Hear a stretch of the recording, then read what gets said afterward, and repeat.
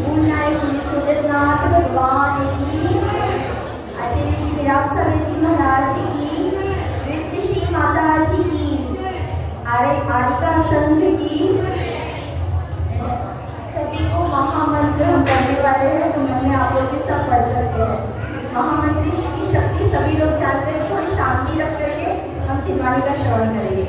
नमो अरिहंताय, नमो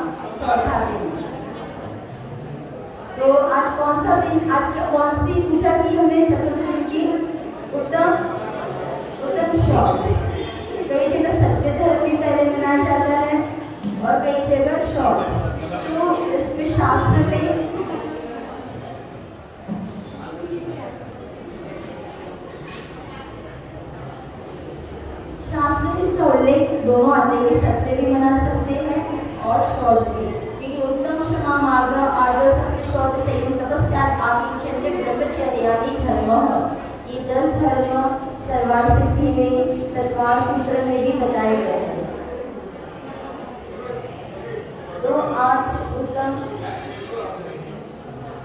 शौच का दिन है। ठीक है, सेटिंग हुई और शुरुआत करें। तो आज कौन सा दिन है? उत्तम शौच। तो शौच देखो, क्षमा तो ये है कि क्रोध नहीं करना तो क्षमा हो गई, फिर मान नहीं करना तो मार्दव था, फिर आज धर्म का दिन से आपने सुना था सरलता।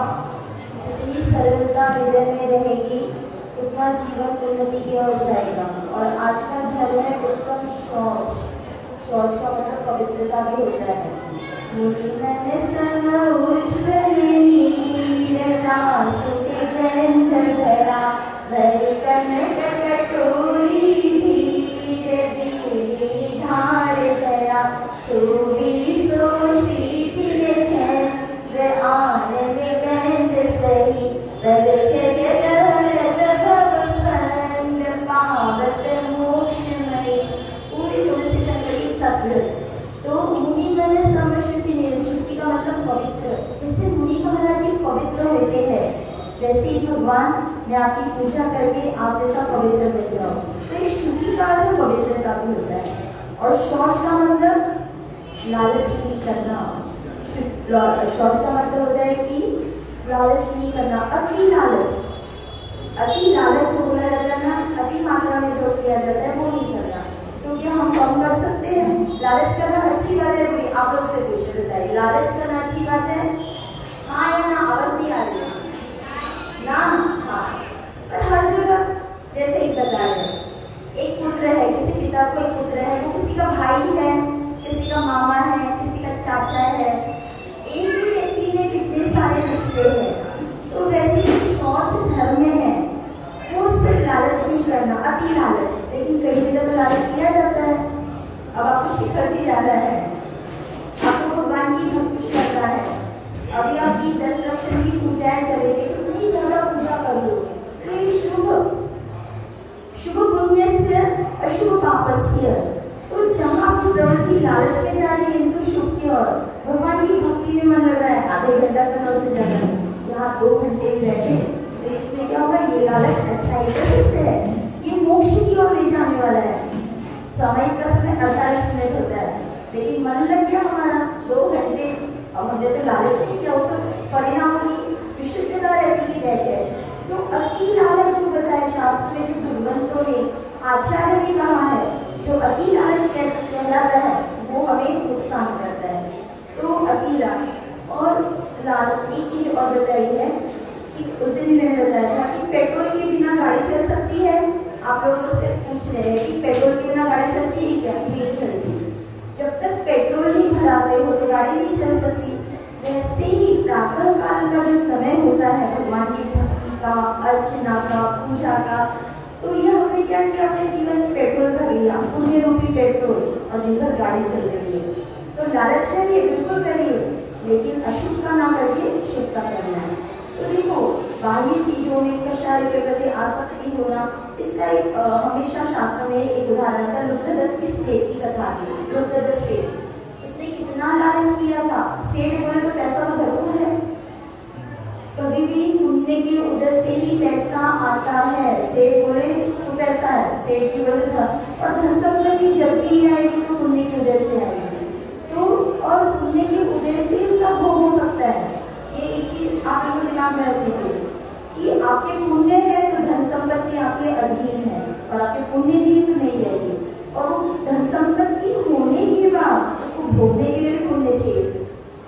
कई बार क्या होता है, शुगर जैसी बीमारी हो जाती है, मिठाई खा पाते हैं, घर में 10 तरह के मीठे बने हैं, उसके बाद आभूषण तो बहुत सारे हैं, लेकिन कुछ ऐसी बीमारी की खुजली चलने लगती है, तो पुण्य को भोगने के लिए पुण्य चाहिए।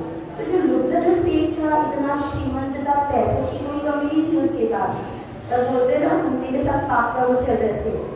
तो इतना कंजूस था कि वो अपने घर में लाइट नहीं लगाता था। तो बोला कि देखो, बाजू पहले के समय में दिए जलते थे, ये लाइट वाइट तो अभी है, और वैसे भी पहले के मंदिरों में आप देखना कभी दिए नहीं रहते, मतलब लाइट नहीं रहते, क्योंकि जो एनर्जी नेचुरली होती है ना वो इनसे नहीं आती। तो वो कंजूस था, तो बच्चों को बोलते बेटा देखो, हमारे घर में लाइट की आवश्यकता नहीं। तो बोले क्यों? वो जो बाजू के घर में दिए जलते हैं ना, वहाँ ऐसा आईना लगा देंगे कि हमारे घर में उसकी पूरी रोशनी आएगी, तो हमको लाइट की आवश्यकता नहीं है। ऐसा संपत्ति सब कुछ है, लेकिन लाइट नहीं लगा। फिर क्या हो, भोजन में भी नीरस भोजन, बच्चों नीरस भोजन करना सीख लो। बोले कि देखो साधु लोग कैसे करते हैं नीरस भोजन, और नीरस भोजन करते तो भोजन कब खाया जाता था, तो वो घर में कभी नमक नहीं डालता था, मतलब नमक नहीं आता था, तेल नहीं आता था, घी नहीं आता था, फिर कंजूसी बड़ी थी।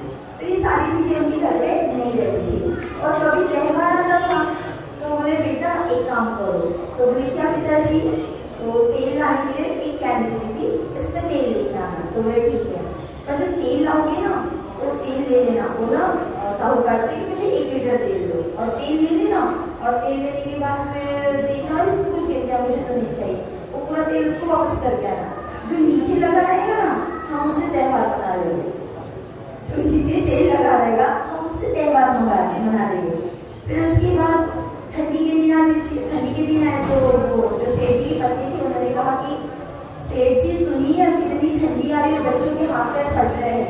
ठंडी के समय हाथ पैर फटते हैं बच्चों के, कोई बात नहीं है, जो हमारे बाजू के बच्चे हैं ना वो तेल लगाते हैं, हर बच्चे जाते उनसे गले मिल देंगे तो तेल लग जाएगा।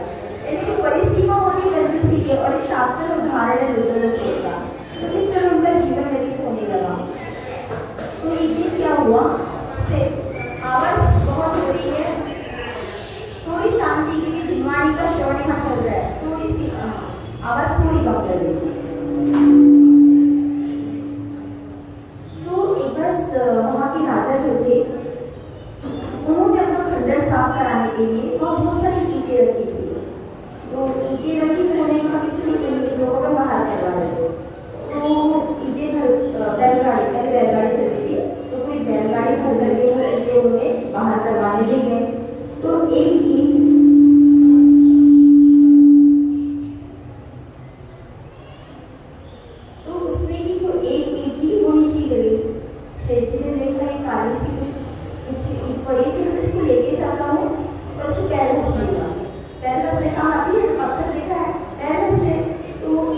घर पे लेके आ गया। घर पे लाने के बाद वो पैर घसने लगा तो धीरे धीरे उसके अंदर की कालिमा निकलने लगी, और जब कालिमा निकल गई तो स्वर्णमय हो गई। तो उसने सोचा अरे वाह, ये तो सोने की ईंट है।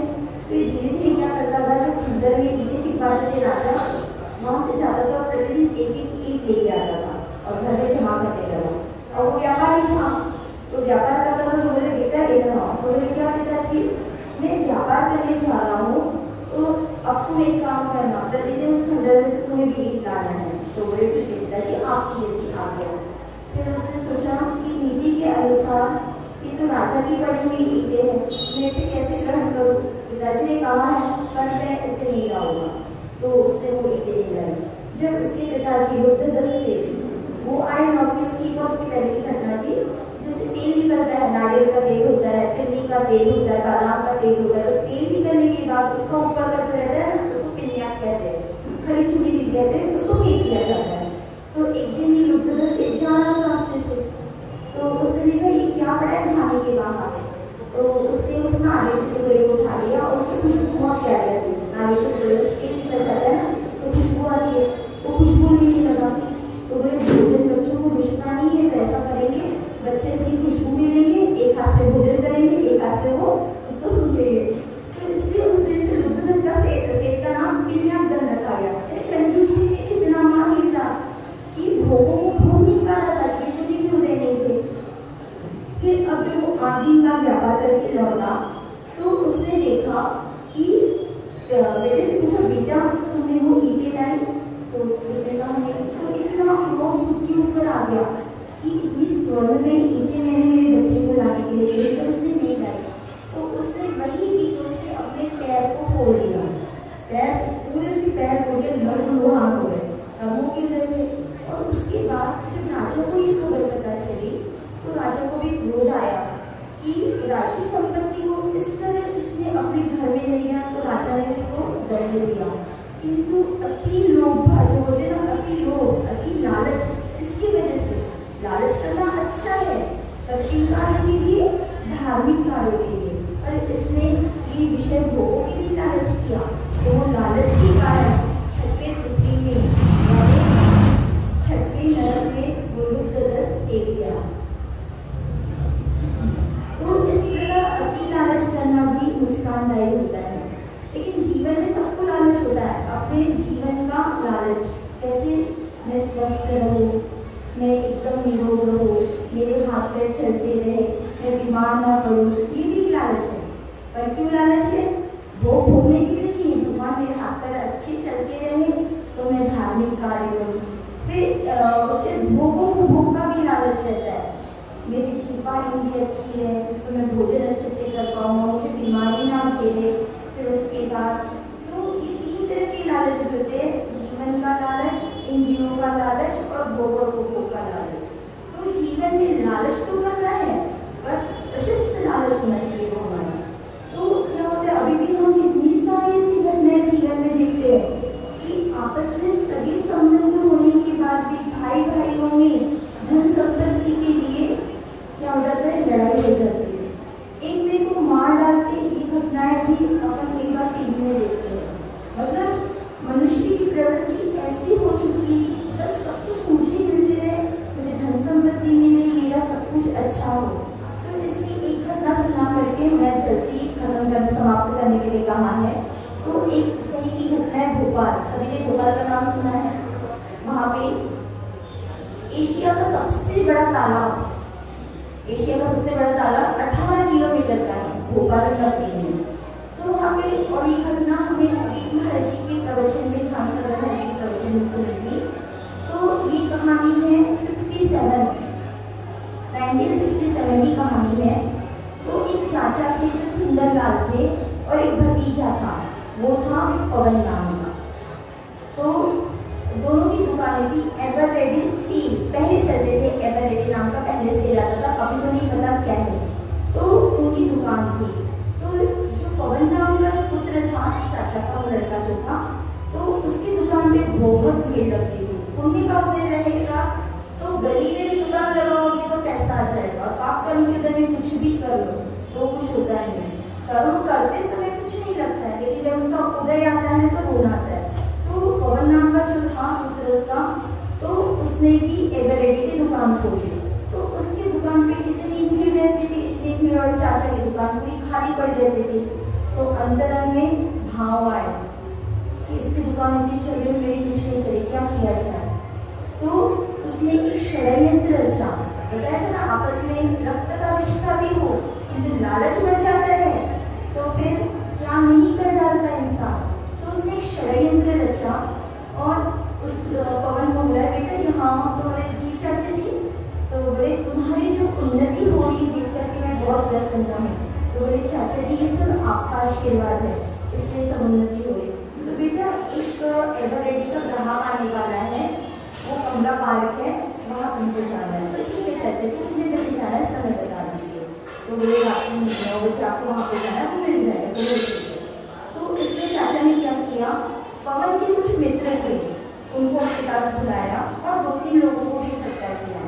देखो मैं कुछ पैसे तुमको दे रहा हूँ, ये अपने पास रखो, और आज पवन का काम तमाम करना है, मतलब उसको जान से मारना है। वो जैन है, सुंदरलाल जैन, पवन जैन, और ये घटना है भोपाल की, दोनों जैन है।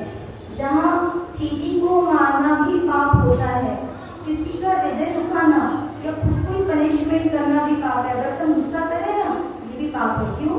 सबसे पहले अपनी आत्मा का घात कर रहे हैं, क्योंकि कषाय करने से तो कितने कर्मों का बंध होता है, क्रोध, मान, माया, लोभ। ठीक है, दूसरों के ऊपर नहीं करे, बैठे बैठे किसी को स्मरण करके गुस्सा आ रहा है, सबसे पहले अपने आत्मा का घात हो रहा है। तो ये भी तो पाप है। सिर्फ ये पाप नहीं था कि इसको मार दिया, उसको कर दिया। तो उसने कहा कि आज इस पवन का काम तमाम करना है। पैसों की गड्डियाँ उनके हाथ में दी गई। मित्र तो पवन के थे, किंतु पैसा क्या नहीं कर रहा था। तो वो वहाँ पे गया कि ठीक है वो आने वाला है एवरेडी का ग्राहक, तो मैं जाता हूँ। उसने ढूंढा पर कोई नहीं दिखा। फिर थोड़ा देखने के बाद उसको 4 लोग दिखाई दिए जिसके हाथ में लोहे के पाइप थे, और ये सत्य घटना है। लोहे के बड़े बड़े पाइप उनके पास थे और किसी ने बड़े बड़े पत्थर उठा के रखे थे। पवन ने ऐसा देखा तो देख करके आश्चर्य हुआ कि क्या है, तुम तो मेरे मित्र हो, पत्थर वाले लेकर के क्यों खड़े हो? हमें इस चीज़ का दाम लेना है और आज तुम्हारा काम तमाम करना है। मित्र हो कैसी बातें करते, मेरी छोटी सी बच्ची है, मुझे छोड़ दो, मुझे क्यों मार रहे हो, मेरा इंतजार करेंगे, घर में मेरी पत्नी है। तो बोले तुम मुझसे पैसा ले लो। तो बोले मैंने जिससे लिया उसको वादा कर चुका हूँ। उससे बहुत जोर की चीख लगाई, वो प्राण सबको प्यार होते, जीवन का लालच जो बोलते हैं ना, उसने बहुत जोर की चीख लगाई। किंतु चीख लगाने के बाद इतना बड़ा समुद्र और सारे लोग पता नहीं रात को 9-10 बजे थे उस समय, तो कोई चीख नहीं सुन पाया। उन्हें बड़े बड़े पाइपों से उसको मारना शुरू कर दिया और पत्थरों से मारना, उसका पूरा जो सिर था फट गया। फटने के बाद वो लहूलुहान हो गया और जमीन पे गिर गया। उतना होने में उनका मन नहीं माना तो फिर मारना शुरू किया। जब उसके प्राण निकल गए तो सोचा क्या किया जाए इसको। तो कहीं जगह तो दिख नहीं रही थी उसको क्या किया जाए, तो इतना बड़ा समुद्र था उसमें उसको डाल दिया गया। अब काफ़ी रात को होगी तो बच्ची पूछ रही थी कि मम्मी पापा क्यों नहीं आए, क्यों नहीं आए? बोले बेटा आ जाएंगे, काफ़ी रात होगी। तो जाके चाहे सबको खूब बोल रही है, पूरा परिवार जो भी था कि अभी तक नहीं आया। तो पूरी हलचली मच गई। उतने में वो दौड़ता हुआ चाचा आया, क्योंकि जिसके हृदय में पाप रहता है कहीं ना कहीं से वो निकल जाता है। तो वो सोचने लगा कि अरे क्या हुआ बेटा? बोले ये अभी तक नहीं आए। तो बोले अच्छा, शायद कमला बात कर गए होंगे, क्योंकि उसने उनको भेजा था वहाँ मारने के लिए। तो बोले कमला बात की तरफ गए होंगे। तो फिर सारे फिर वहाँ गए, कुछ दिखाई नहीं दे रहा था, रात का समय था क्योंकि पानी में डाल दिया गया था। फिर जब प्रातः काल जब निकाला गया उनको तो पता चल रहा था कि किसने मारा है बुरी तरह से। फिर मारने के बाद पूरा इंक्वायरी करने के बाद पता चला कि उसके चाचा ने ही मारा, क्योंकि कहीं ना कुछ क्लू छोड़ के जाता है जो पापी रहता है जो। तो पता चल गया चाचा ने। फिर उसको जबलपुर की सेंट्रल जेल में रखा गया। रखने के बाद बोलते हैं स्वयं कृतम किया गया जो कर्म पर पूर्व में स्वयं जी द्वारा उसका ही फल मिले शुभाशुभ लेने जाते, तो उसका फल तुरंत मिला। उसको भयानक कैंसर जैसी उसको बीमारी हो गई और उसके पूरे शरीर में इल्लियाँ, आपने देखा मनुष्य के शरीर में इल्लियाँ होती है, बेड सॉल्स हो जाते हैं ना, तब आप देखना मनुष्य के शरीर में भी इल्लियाँ हो जाती है। वो नरकों के दुखों को यहाँ सहन करना पड़ता है। नरक तो दूर रहा कि ठीक है मैं 7 नरक तो सुने, हम जाके भी आए हैं, और उन नरकों के भयंकर दुखों को यहाँ सहना करता था। उसके पूरे शरीर में इल्लियाँ हो गई थी। भोजन देते थे ना वैसे फेंक के देते थे। तो वहाँ के पुलिस वाले भी पूछते थे कि यहाँ तो सब लोग मिलने आते पर तुमको क्यों नहीं मिलने आते। तो जैन तो था, कुछ तो धर्म को जानता था, फिर उसने सोचा कि मैं वो अपने आप को गिल्टी फील तो हो रही थी, पर अब क्या किए, जब चिड़िया छुपी खेत क्या करने से हो सकता है। तो फिर उसको गिल्टी फील हुई, पर क्या करते, उसको भयानक बीमारी हुई और अंतिम समय उसकी मृत्यु भी इस तरह हुई। तो ये बोलते कि अति लोभ, अति लालच, मतलब आप ये नहीं जानते कि पैसों की वजह से जो नश्वर है वो पुण्य के अधीन है। बड़े बड़े सेठ भी क्या हो जाते हैं, सड़क पे आ जाते हैं। ये पुण्य का खेल है। आप ये मत समझे कि दूसरी की संपत्ति मैंने ले ली तो मैं अमीर बन जाऊंगी। किसी का पैसा लेकर के कभी कोई सुखी नहीं हो सकता। इसलिए लालच जीवन में जो है ये सबको छोड़ करके प्रशस्त लाभ की ओर बढ़ना होगा। भक्ति करने से, ये सब करने से इस जन्म में तो पुण्य का आश्रय होगा, किंतु अगले भाव में भी हम क्या करेंगे, इस सब पुण्य को इकट्ठा करना है। तो आज इतना ही रखते हैं। काफी चिड़वाड़ी माँ तो मतलब समुद्र भरा पड़ा है और इसको सुनने में जिसको एक बार भी आनंद आ गया वो भव्य कहलाता है। राम जी जब भगवान के समोषण में पहुंचे तो उन्होंने प्रश्न किया, वो उसी भाव से मोक्ष जाने वाले थे कि हे भगवान, आप मेरे प्रश्न का समाधान करिए कि मैं भव्य हूँ कि नहीं। और भव्य जीव वही होता है जिसने जिनवाणी का एक बार भी मन, और भी बहुत सारे कारण, एक ही कारण नहीं भव्यता के, जिसने उसमें एक कारण ऐसा कि जिसने जिनवाणी का एक बार भी मन लगा के चिंतन मनन कर लिया, समझना कि वो भव्य जीव है। तो इस तरह उत्तम शौच का धर्म है अपने जीवन में। सिर्फ आज के दिन शौच धर्म हो गया, साल भर फुर्सत, अगले बार 10 धर्म आएंगे, ये नहीं। हर धर्म को अपने चिंतन मनन में लाना है। शांती सागर भाजी ने कहा था, बाबा नो बघित कमी 15 मिनिटं तरी ध्यान करा, नाही झालं तर 10 मिनिटं करा, नाही तर 5 मिनिटं तरी करा, कारण की हे ध्यानच आम्हाला मोक्षाकडे नेणार आहे। तो आता तुम्हाला ते कळणार नाही की ध्यान म्हणजे काय।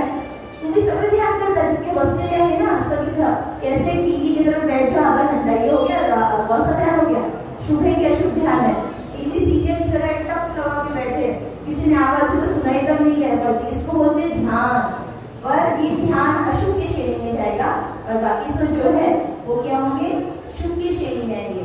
इसलिए अच्छी चीजों का ध्यान कर करके और अपने जीवन में उसको अंगीकार करना है। 10 धर्मों को मुनिराज को अंगीकार करते हैं, किंतु हमको भी अपने जीवन में इस सारी अच्छाइयों को लाना है। तो इस तरह आज उत्तम शौच धर्म का था। तो आज हिंदी व्याख्यान पूरा करते हैं। जय उत्तम शौच धर्म की। ओम